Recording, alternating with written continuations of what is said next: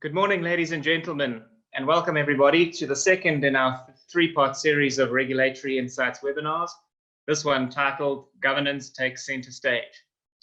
My name is Rick Irving, and I'll be co-hosting this webinar with Jordan Toy from Merchantech, as well as Nikita Hunter from Akora. We're also joined by Keith Rayner from Car Presentations, who's our guest speaker today.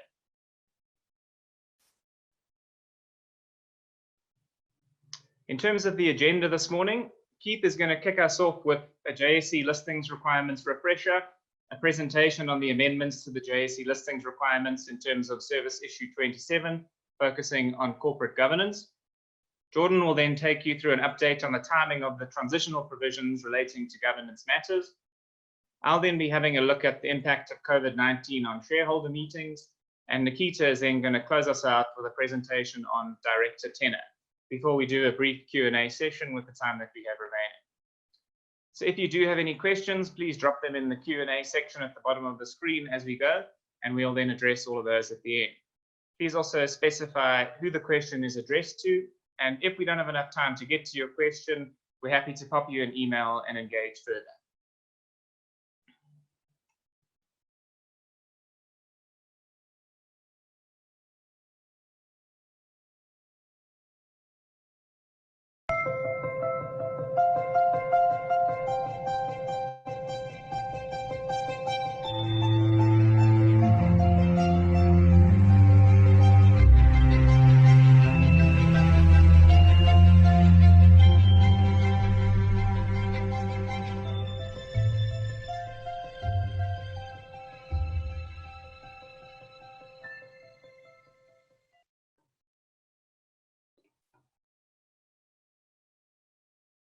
That's it for the introduction and the housekeeping. So without further ado, I'm going to hand over to Keith.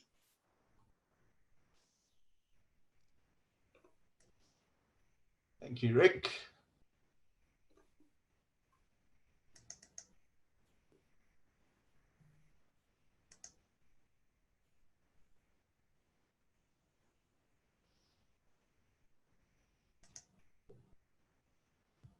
Good morning, everyone, from a somewhat cold but sunny Johannesburg. I'm going to be dealing with the corporate governance amendments as contained in issue 27 of the JSE listings requirements. A reminder as to where this law can be found: download the current issue from the JSE website.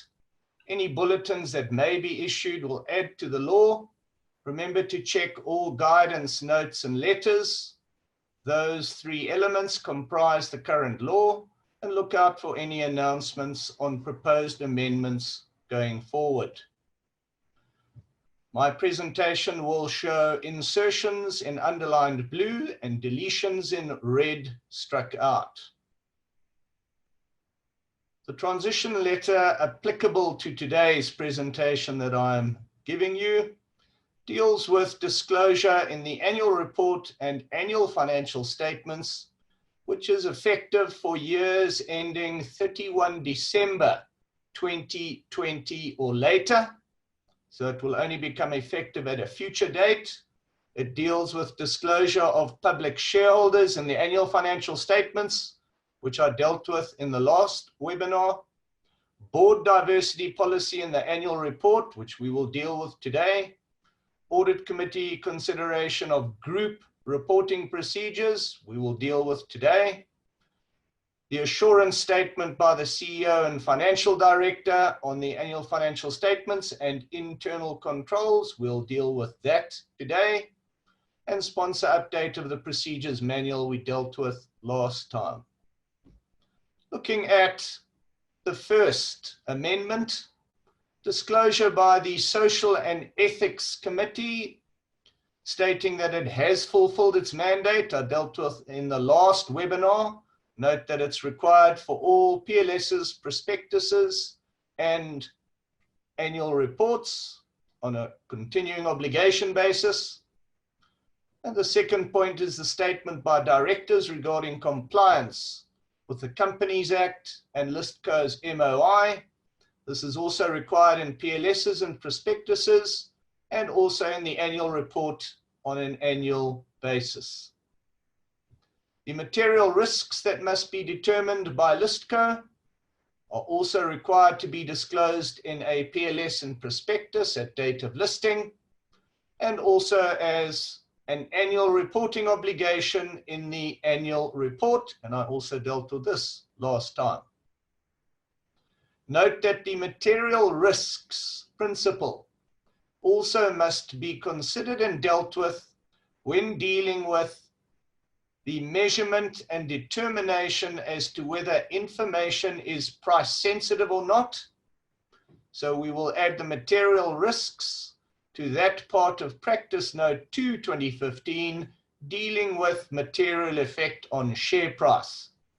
The bottom of the slide deals with a somewhat small amendment requiring foreign domiciled listcos to comply with their laws with respect to repurchases.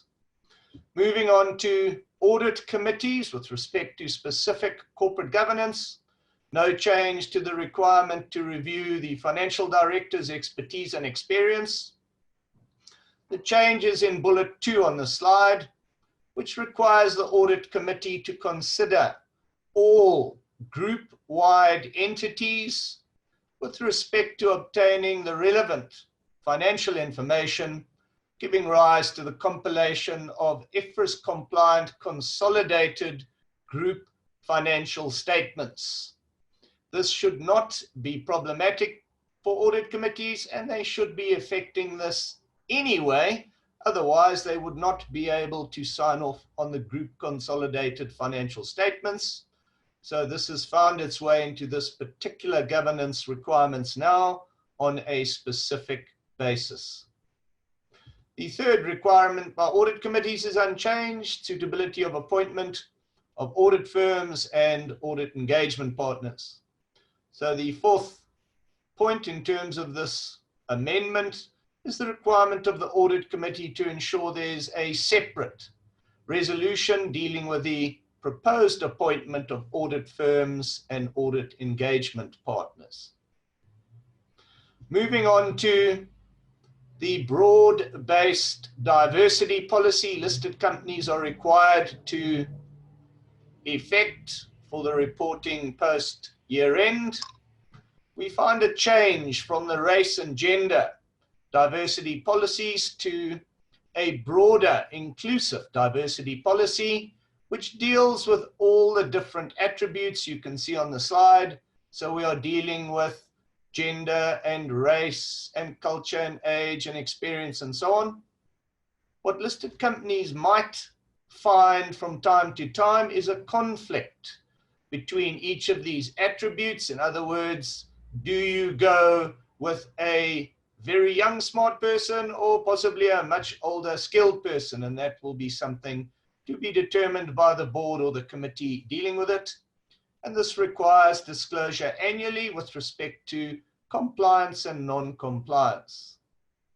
Moving on to the supposedly somewhat contentious assurance statement that the CEO and financial director are required to sign off with respect to the audited annual financial statements. Bullet 1 on the slide refers to fair presentation in all material respects. This is not new. This is what directors' duties already cover, so I see no problem in a CEO and financial director signing off this assertion. Secondly, equally, the assertion that there are no facts omitted or untrue statements that would damage or make false or misleading the disclosure of the annual financial statements. I see no problem here. And possibly the word material should be included for sake of completeness. The third requirement is for the assertion that internal financial controls are in place and are working to gather material information for the compilation of consolidated group financial statements. Again, this is not new and I do not see a problem, remembering that we do have a crossover into the audit committee's requirements, and they are required to also ensure that internal financial controls are in place. The final assertion is that these internal financial controls are adequate and effective and can be relied upon with respect to viewing and reviewing audited annual financial statements. And this is somewhat in the nature of being a type of SOX requirement. Again, I have no problem with this. This is something that the director should deal with and various committees. A possibly problematic area is the last sentence. It is an explicit positive statement that there appear to have been problems, but that they have been dealt with. And it is possible, because it is possible that there have been problems and they have been dealt with, but usually things like deficiencies that are not significant or material are not disclosed, not even in US GAAP reporting. So I think this may change going forward due to the sensitivity. Let's keep a watch out for that. Then moving to an interesting question the JSE was asked. They were asked whether disclosed remuneration targets in a remuneration policy document, and I suppose it would include an implementation report, whether such disclosures would trigger the disclosure requirements of profit forecasts or estimates. And the JSE's reply was that they do not consider such remuneration targets to be forecasts or estimates because targets are not forecasts. However, there was a warning contained in their answer stating that if there is specific disclosure of financial information that would trigger a specific forecast or a general forecast, then that would trigger a forecast. So the answer was no, but be careful. COVID-19 I dealt with mainly last time, and there's a presentation later on general meetings and annual general meetings. Suffice to say, the JSE has given guidance that they are satisfied that general meetings and annual general meetings may be held virtually. I have participated in a general meeting that was held virtually, but in which there was no online virtual voting, and it worked very well. I've also participated in an annual general meeting that was held virtually and provided for voting, and it equally worked very well. So I'm of the view that this is working practically. With that, I will hand over to Jordan, and thank you for your time.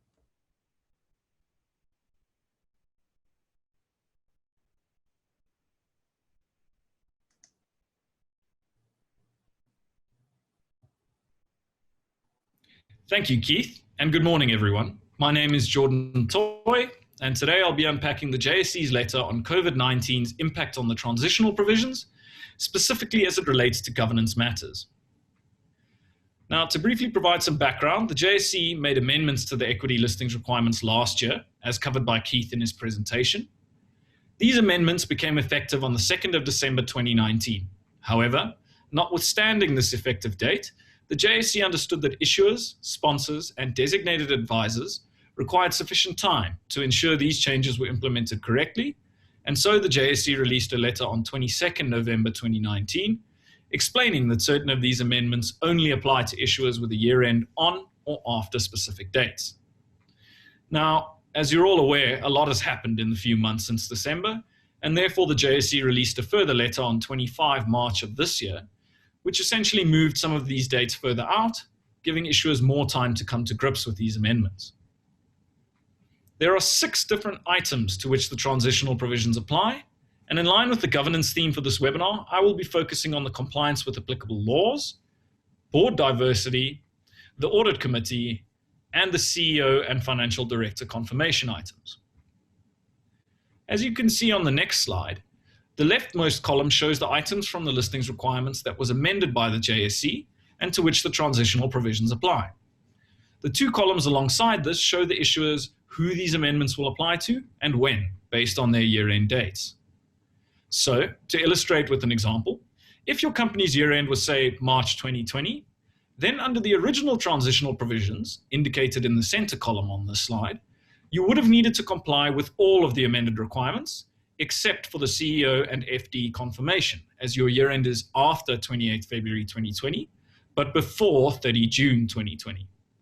However, under the updated transitional provisions indicated in the right-hand column on the slide, you would only need to include the compliance with applicable laws disclosures in your March 2020 year-end reporting. And then for the following year-end period, being March 2021, you would need to include all the disclosure items. I'm now going to briefly run through the 4 items, beginning with compliance with applicable laws. As can be seen on the slide, there has been no change to the date that this will apply to issuers. Therefore, the original date stands, and if your year-end is on or after 28 February 2020, you are required to incorporate this disclosure. Moving on to our second item, board diversity. As I'm sure many of you are aware, this was already covered in the listings requirements, but has been modified. The disclosure requirement in respect of broader diversity at board level, as opposed to just gender and race diversity, was initially required for issuers with year-ends after 28 February 2020, but has been pushed out to year-ends on or after 31 December 2020. The Audit Committee. This deals with the Audit Committee responsibility to now consider all entities included in the consolidated group regarding reporting procedures. This must be disclosed in the annual financial statements in the Audit Committee report. You will note on the slide that the year-end dates that both the Board Diversity and Audit Committee requirements apply to has been moved to year-ends of 31 December 2020 or later. So, your next year-end reporting period ending on or after 31 December 2020 will need to include disclosure in this regard. Moving on to our final item, the CEO and Financial Director confirmation.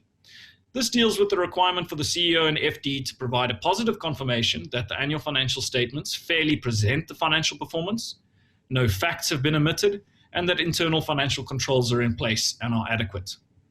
The date for this disclosure to be incorporated in the annual report has also been moved and will now be applied to all issuers with year-ends on 31 December 2020 or later. Thank you. I will now hand over to Rick.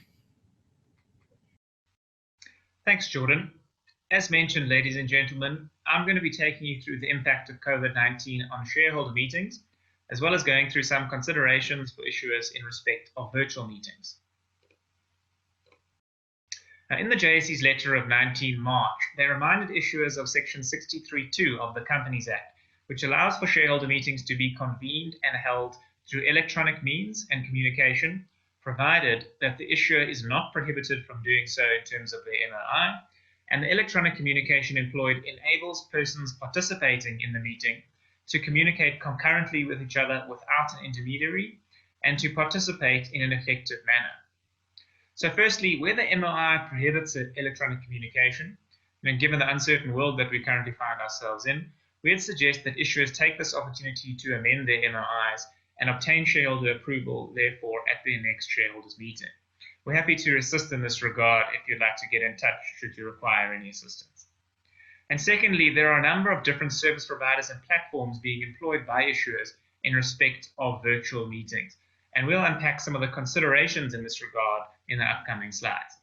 Now remember, virtual meetings should be aimed at ensuring continued operation of the organization and should not prejudice any shareholder or adversely affect their rights. The first consideration is confidentiality and security. Issuers should not publicly provide attendance to links, this being in their announcements or their notices of shareholder meeting, and participants should be required to respond to an invite via an emailed confirmation only. Naturally, only the host should be able to manage the platform, and platforms with security flaws should be avoided. The next consideration is ease of use. Now, given the broad range of shareholders, a user-friendly platform should be employed that can be accessed even by those shareholders with limited computer literacy. This down to reasonability, of course. It goes without saying that access to the meeting should be sufficient for all shareholders, regardless of the number of shareholders participating in the meeting. You, as issuers, will have a reasonable idea of regular meeting attendance based on your previous physical shareholder meetings, however. Next is communication. Now, this is probably the most contentious consideration. Remember, in terms of the Companies Act, the electronic communication employed must enable all persons participating to communicate concurrently with each other without an intermediary, and to participate in an effective manner. Now, the majority of virtual AGM platforms require questions to be submitted in writing, and they allow for the moderation of questions before they are submitted to the board. In most cases, this is just to avoid repetition of questions and potentially to remove any inappropriate language. However, it is open to abuse by issuers, and some shareholder activists are arguing that unless a virtual AGM allows shareholders to ask questions in real time without moderation and doesn't require all questions to be submitted in advance, that meeting will not constitute a valid shareholders meeting for the purposes of the Companies Act. So either way, there should be clear guidance on the ability of shareholders to raise questions and actively participate in the meeting.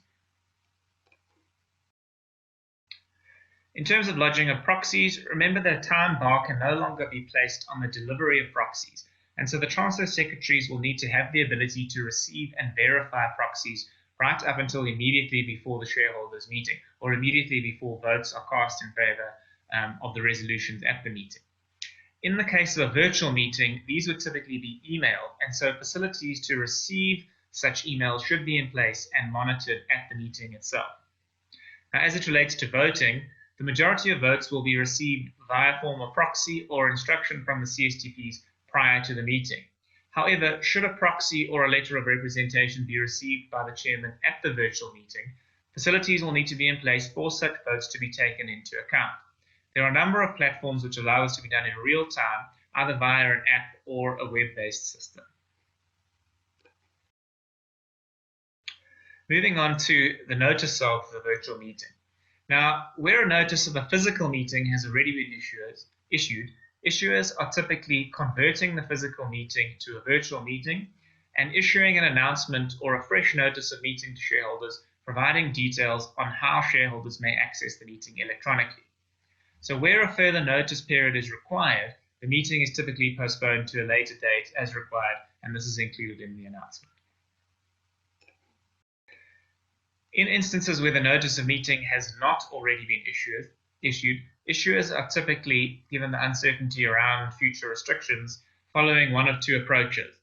The first is that they are giving notice of a virtual-only meeting, or the second being that they give notice of a meeting which may take place either physically or virtually, and it includes the virtual meeting instructions, and then they mention in the notice that shareholders will be advised by SENS prior to the meeting as to which one of these two approaches will be followed.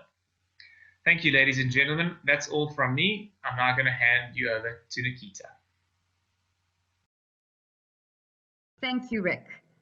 Hi, my name is Nikita and I'm from Quorum. Quorum is the company secretarial and corporate governance advisory division of Merchantech, and today I'll be taking you through a presentation titled Director Tenor, Do You Have a Star Cast? Two contrasting perspectives provide the framework for an ongoing debate on the issue of board tenor.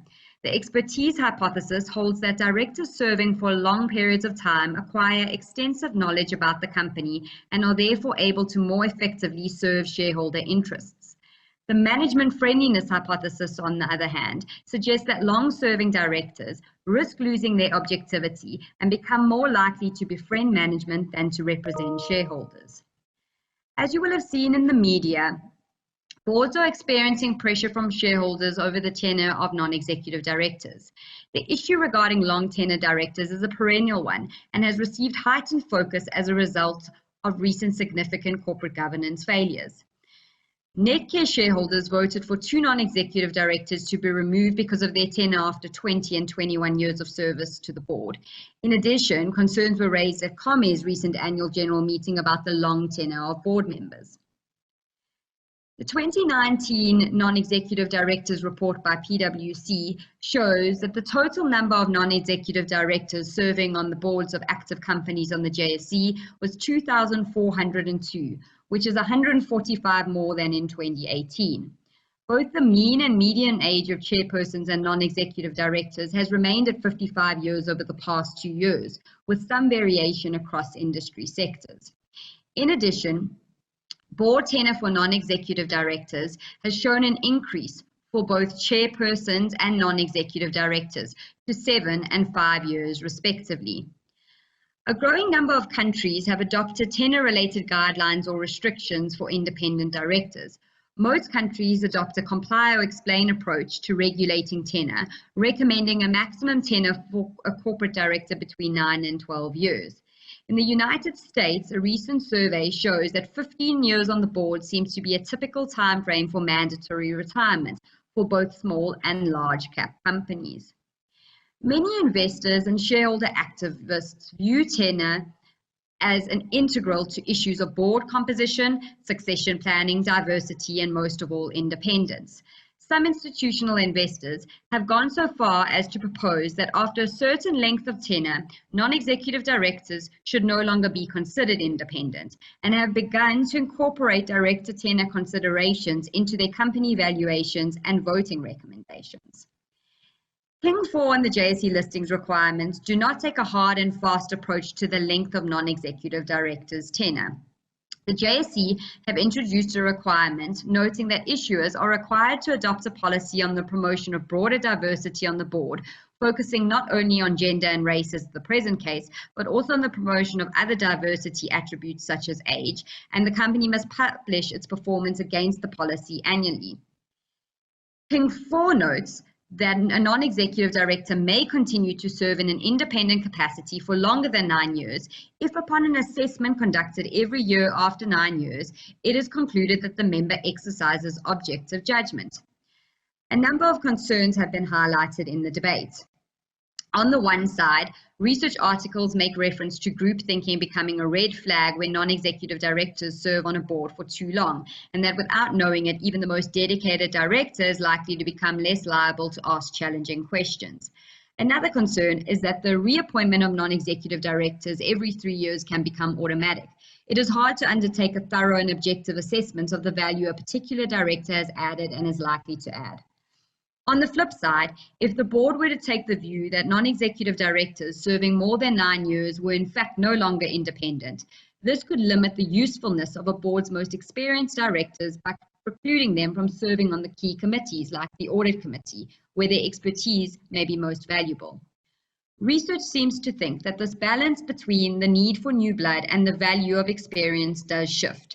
Companies where there is too rapid a turnover of directors tend to fare less well than those where there is board continuity. But there comes a point at which the respective value of freshness and experience swap over. This will not be achieved immediately, but smart chairs will begin changing board culture to confirm a focus on an objective assessment of the value added by a director and not the time he or she has spent on the board. An optimally diverse board is primarily built on the foundation of a skills-based framework, taking into account the appropriate skills, expertise, and experience necessary for the proper functioning of the board. Once the appropriate skills, expertise, and experience have been identified, the elements of diversity should be then woven into the framework. Age diversity is an often overlooked element in the boardroom and needs to be top of mind in these diversity considerations. King 4 supports the establishment of an arrangement of periodic staggered rotation of its members so as to invigorate its capabilities by introducing members with new expertise and perspectives while retaining valuable knowledge, skills, and experience and maintaining continuity. In conclusion, appropriate board refreshment and director succession plans accompanied by a robust annual director evaluation are the best means for companies to ensure that board members are independent, engaged, and productive, and that they have the relevant experience and expertise to assist the company as it executes on its strategy. Thank you. That's all from me today. I will now be watching a quick video and then moving on to a short Q&A.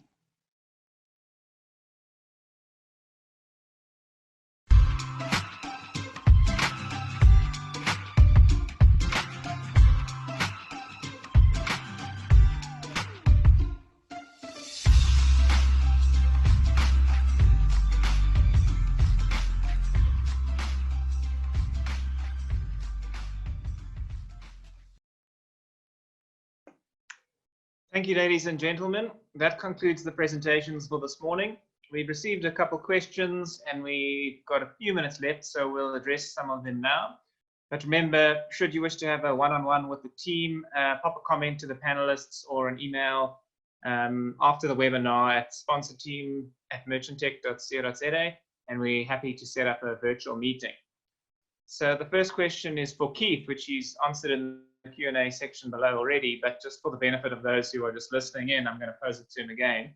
So Keith, with regards to the CEO and FD sign-off, I note your commentary regarding the fact that the word material should be included in the second statement. Notwithstanding this, does the statement need to be word for word, or could it be amended or caveats included? Thanks, Rick. Can you hear me? Yeah, we got you loud and clear. Good. Okay, so I answered saying that currently it appears to be a word for word exact disclosure requirement, but I do believe the JSE may be reviewing the total 4 paragraphs disclosure, particularly because the 4th point is somewhat problematic, but I have no landing on that. I think we'll have to wait for the balance of the year. Thanks, Keith. The next question is for Jordan. So Jordan, our company has a December year end. However, we are going to be moving our year end to February, with our next year end reporting period ending 28 Feb 2021. When will we need to incorporate the new governance disclosures? Thanks for that, Rick. In this instance, you'll effectively have 2 interim reporting periods. The first covering the first 6 months from 1 January 2020 to 30 June of 2020. And then the second covering the 12 months from 1 January 2020 all the way through to 31 December 2020. Now, your year-end reporting will cover the 14-month period ending 28 February 2021. And accordingly, all the aforementioned disclosures are required to be included in your annual report for such period and will need to be released by no later than 30 June of 2021. Thanks, Jordan. Feladi has asked, said, morning, may we please have the recording and PowerPoint presentation? Yes, Feladi will be sending those through to you later today or tomorrow after the webinar. And then I think the last question we have time for is for Nikita. Nikita, what should a typical board tenor policy include? Thanks, Rick. So the tenor policy could include a mandatory retirement age as well as a maximum term limit. This could include an initial term limit and then reasons for extension of the term for a period. This is especially beneficial in the case that a director provides specific skills necessary on the board or to specific committees. It could also include a maximum number of directors with more than 9 years on the board that are allowed to sit on the board at the same time. This will ensure that the majority of independent directors have less than 9 years tenure from an independence perspective, as well as perhaps including a maximum number of directors retiring in the same year to avoid the loss of collective expertise and experience on the board at once. And we also, you are welcome to contact us if you need any assistance in drafting a policy. Thanks, Rick. Thanks, Nikita. Okay, so that's all that we have time for this morning. Thank you, everybody, for your attendance. And thanks once again to Keith for joining us. We've really enjoyed engaging with all you guys through this platform, and the attendance has been fantastic. Look out for the follow-up email, which will include the links to the recording of the webinar and the presentations. And we'll see you guys for the 3rd webinar in this series in 2 weeks' time. So have a great day further, and bye for now.